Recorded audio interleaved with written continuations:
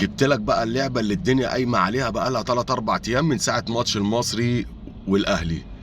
الكره اصلا طلعت فاول على فخر الدين باليوسف، زق يحيى عطيه الله. تعال نتفرج عليها. بص، دي اوضح زاويه انا عرفت اللي انا اجيب منها الفيديو. بص الكره يا عم، بص الكره انت واحكم انت، احكم انت يا زملكاوي واحكم انت يا جمهور المصري. الكره دي فاول ولا تتحسب ضربه جزاء؟ ما هو في دفع من الفار، ما ندالوش ليه؟ علشان في دفع من المهاجم في ظهر يحيى عطية الله، يعني في خطأ قبل اللعبة، في خطأ قبل اللعبة.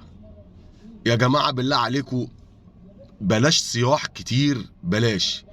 انا عارف ان الموضوع صعب عليكم لان الاهلي بقى في حتة تانية خالص، انا عارف والله العظيم، انا عذركم اقسم بالله. زي الاتنين جيران، يعني في اتنين جيران كده بيبقى واحد فاشل وواحد تاني ناجح واهله عمالين يعايروه. فانت ما تقعدش تضحك على جمهورك، انت بتضحك على جمهورك باللي انت بتعمله. كل سنه تعلق الشماعه تقول ده التحكيم والكلام ده كله، واخر السنه تاخد لك بطوله تفرح بيها الجمهور وبتاع، وانت كده عملت البدع. فانت اضحك على جمهورك، ما تضحكش علينا، دلس عليهم، ما تدلسش علينا احنا.